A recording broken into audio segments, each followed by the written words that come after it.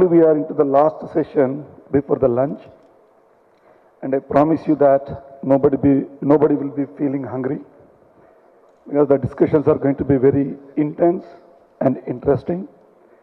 This session is Photonics, a future computing paradigm.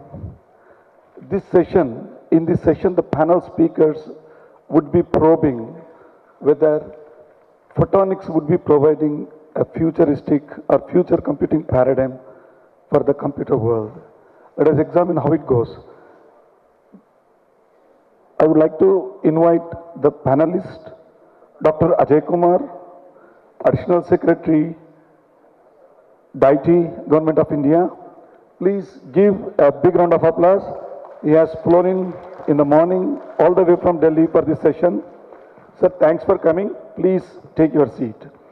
And then I would like to invite Dr. Abdul Fattah Obaid, Vice President Photonics, King Abdul City of Science and Technology, Saudi Arabia.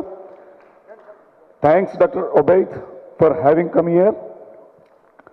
Then I would like to invite Mr. William Hawker, Vice President, Photonics Inc., LA, USA. Mr. Bill Hawker, please give him a big round of applause. He has been dying to speak today. For the past 3 days, he has been anticipating this session. Then I would like to invite Mr. Sitaram Krishna, Director, High Performance Computing, Asia Pacific Region, Intel. I would love to introduce each and every speaker in detail as and when they come and speak. To begin with, let me say a few sentences why we are here. Let me set the context straight away. Everybody knows that the life with a chip, the life with a computing device, the life with a processing unit is different from the life in 60s or 50s or last century.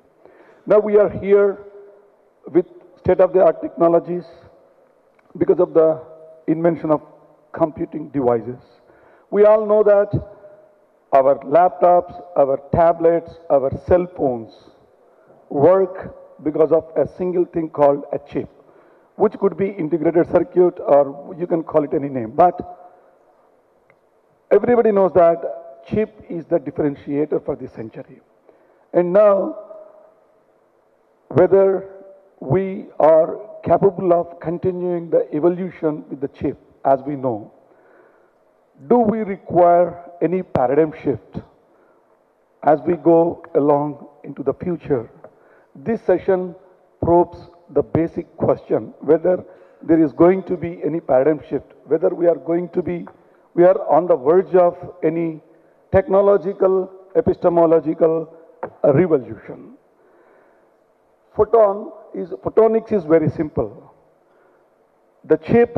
On the chip, the computing processes take place through transmission of a signal which gets piggybacked on electronic. Electron transmits itself in a copper wire and it enables the computing processes. That's how we get our gadgets functioning.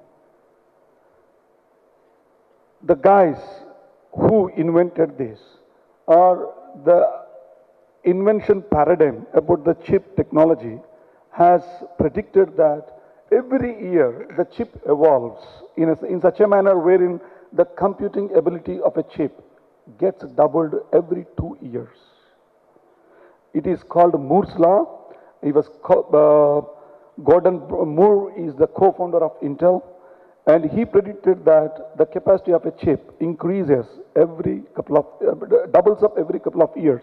The reason is miniaturization of the parts which go onto the chip so that you can add more parts so that you can increase the processing speed. Now the whole world believes that we may be at the ending stage of that paradigm. That is, probably physically it may not be possible to add more parts to the chip. So what do? Should we have a standstill or should we break into another paradigm? Now all over the globe, the debate is going on very intensely, and one school of thought believes that photonics is the way for future. Photonics talks about the simple replacement of electron with photon, and since photon cannot travel in a copper wire, replacement of copper wire with optic fiber. Everybody knows that photon is much faster, efficient when compared to the electron. And I'm not the first person to talk about photonics. Everybody in the world knows about photon. What happened in the recent past is that the human being, human brain could articulate and control the photon, the transmission of photon.